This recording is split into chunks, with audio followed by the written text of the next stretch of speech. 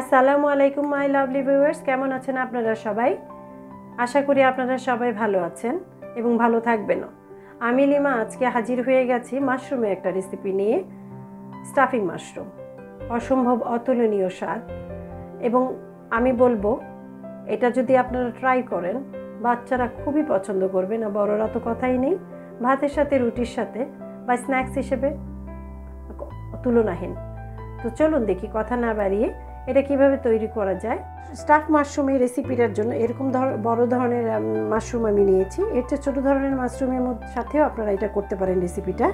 প্রথমে ভিতর থেকে সুন্দর করে চামচ দিয়ে এটাকে পরিষ্কার করে নেব। খুব আলতো হাতে করতে হবে।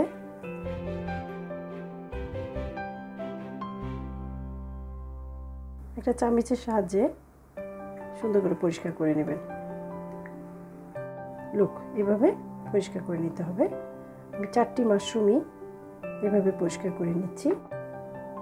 সো আমি এরকম করে 4টা মাশরুমকে ভিতর থেকে পরিষ্কার করে নিয়েছি। আমি আগেই ধুয়ে নিয়েছিলাম এবং পরিষ্কার করে এখন আমি স্টাফিং তৈরিতে চলে যাচ্ছি।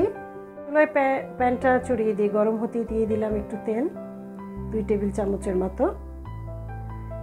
এবং তেলটা যখনই গরম হবে দিয়ে দিব একটু জিরা, আস্ত জিরা অবশ্যই 1 চামচেরও কম। জিরাটা ফুটতে ফুটতেই দিয়ে দিব ফ্রেশ আদা এবং রসুন আমি গ্রেট করে রেখেছিলাম কুচি করে। 4 কোয়া হবে রসুন এবং 1 ইঞ্চি পরিমাণ আদা আমি কুচি করে নিয়েছি। এগুলো কালো জাস্ট কাঁচা গন্ধটা চলে যেতে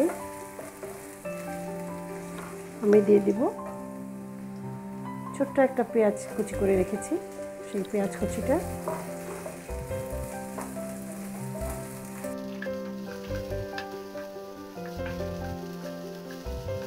এক 1.5 মিনিট ভেজে নেব। এখন দিয়ে দিলাম একটা ছোট টমেটো কুচি করে রেখেছিলাম, সেটা দিয়ে দিলাম। কিছু কাঁচা মরিচ কুচি, আন্দাজ মতো দিবেন অবশ্যই, আপনাদের ঝাল খেতে চাইলে বেশি দিবেন। এটাকে একটু সুন্দর করে ভেজে নেব। টমেটোটা না গলে যাওয়া পর্যন্ত ভাজতে থাকবো। এই পর্যায়ে এসে আমি ক্যাপসিকাম কুচি করে রেখেছিলাম, লাল এবং সবুজ রঙের, আন্দাজ মতো দিয়ে দিলাম। এটা আপনাদের ইচ্ছা, অন্যান্য সবজিও অ্যাড করতে পারেন এটার সাথে। দিলাম একটা মাঝারি ধরনের আলু আমি সিদ্ধ করে কুচি করে নিয়েছি, সেটা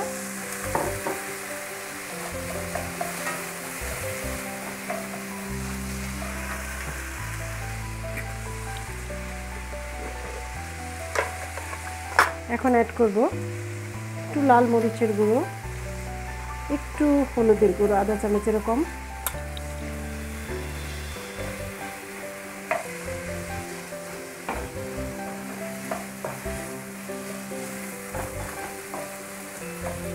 এবং স্বাদ মতো লবণ তো অবশ্যই।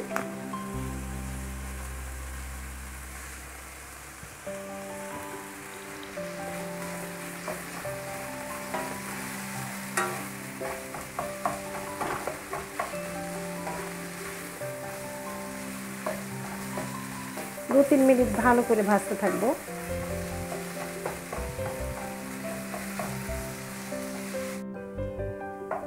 বেশ ভাজা ভাজা হয়ে গেছে স্টাফিংটা। এখন দিয়ে দিব ধনেপাতা এবং দিয়ে দিলাম একটু লেবুর রস।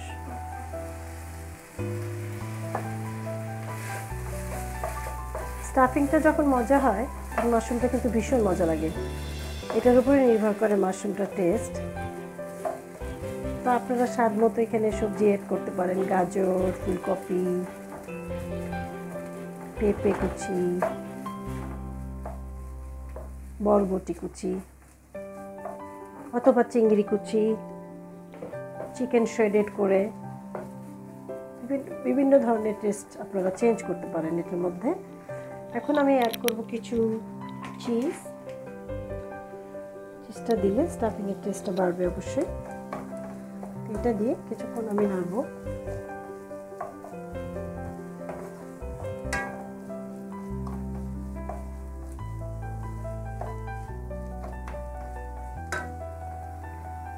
এখন আমার স্টাফিং রেডি হয়ে গেছে, দেখতেই পাচ্ছেন কি ইয়ামি হয়েছে। তো মাশরুমের ভিতর আমি পুরগুলো ভরে দিব। এখন এভাবে করে সুন্দর করে সবগুলোতে খুব চেপে চেপে পুরগুলো দিয়ে দিচ্ছি।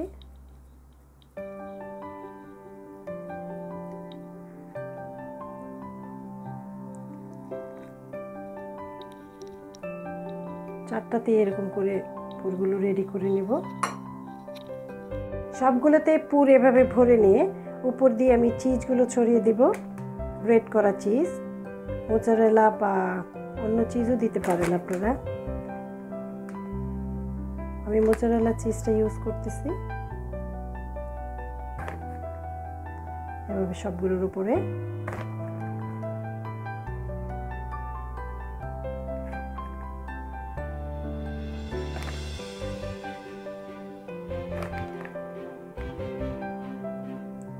এটা অসম্ভব স্বাদের একটা রেসিপি, বাচ্চারা তো অবশ্যই পছন্দ করবে।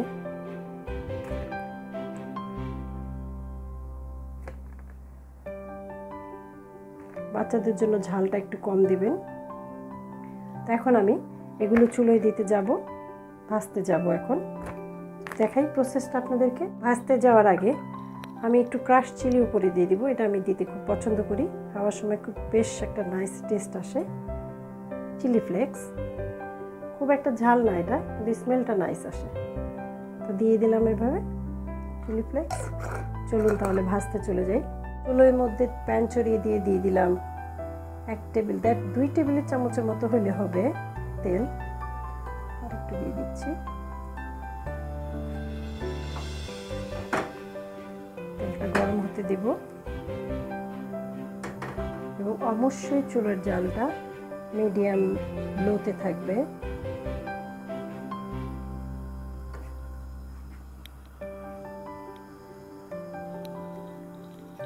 এবং প্রত্যেকটা চিজ, স্টাফিং চিজের মাশরুমগুলো আমি সুন্দর করে এখানে বসিয়ে দেব।